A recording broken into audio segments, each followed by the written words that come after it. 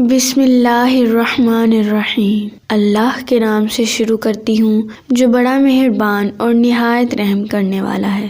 ایک مرتبہ حضرت ناتوی رحمۃ اللہ علیہ نے واعظ فرمایا۔ بہت بڑا مجمع تھا۔ درمیان میں ایک شخص اٹھا اور کہا کہ حضرت مجھے کچھ عرض کرنا ہے۔ مولانا اپنی خدا داد فراست سے سمجھ گئے کہ کیا کہنا چاہتا ہے۔ آپ نے فرمایا کہ ابھی تھوڑی دیر میں آتا ہوں، ایک ضرورت پیش آ گئی ہے۔ لوگوں نے سمجھا کہ استنجا وغیرہ کی ضرورت پیش آئی ہوگی۔ حضرت گھر میں گئے۔ حضرت کی بڑی بہن بیوہ تھی، 95 برس کی عمر میں، نہ نکاح کے قابل نہ کچھ، مگر اعتراض کرنے والے کو اس کی کیا ضرورت ہے؟ وہ تو یہ کہتا ہے کہ آپ دنیا کو نکاح بیوگان کی نصیحت کرتے ہیں، مگر آپ کی بہن تو بیٹھی ہے۔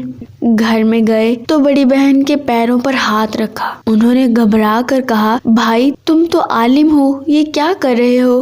فرمایا، بہرحال میں آپ کا چھوٹا بھائی ہوں۔ آج ایک سنت رسول زندہ ہوتی ہے، اگر آپ ہمت کریں تو آپ پر موقوف ہے۔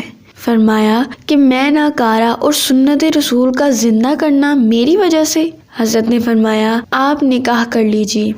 فرمایا کہ بھائی تم میری حالت دیکھ رہے ہو، منہ میں کوئی دانت نہیں ہے، کمر جھک گئی ہے، 95 برس میری عمر ہے۔ مولانا نے فرمایا، یہ سب میں جانتا ہوں، اعتراض کرنے والے اس چیز کو نہیں دیکھتے۔ ہمشیرہ نے یہ سن کر فرمایا کہ اگر سنت رسول صلی اللہ علیہ وآلہ وسلم میری وجہ سے زندہ ہو سکے تو میں جان قربان کرنے کو بھی تیار ہوں۔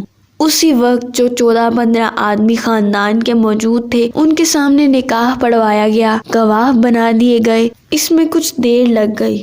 پھر حضرت ناتوی رحمۃ اللہ علیہ باہر آئے اور مجمع میں دوبارہ تقریر شروع کی۔ پھر وہی سائل کھڑا ہوا اور کہا کہ کچھ عرض کرنا ہے۔ فرمایا، کہیے۔ اس نے کہا کہ آپ دنیا کو نصیحت کر رہے ہیں اور آپ کی بہن بیوہ بیٹھی ہے، تو ہم پر کیا اثر ہوگا؟ فرمایا، کون کہتا ہے؟ ان کے نکاح کے تو شاید گواہ بھی یہاں موجود ہیں۔ 2-3 آدمی درمیان میں کھڑے ہوئے اور کہا، حضرت کی ہمشیرہ کا ہمارے سامنے نکاح ہوا ہے۔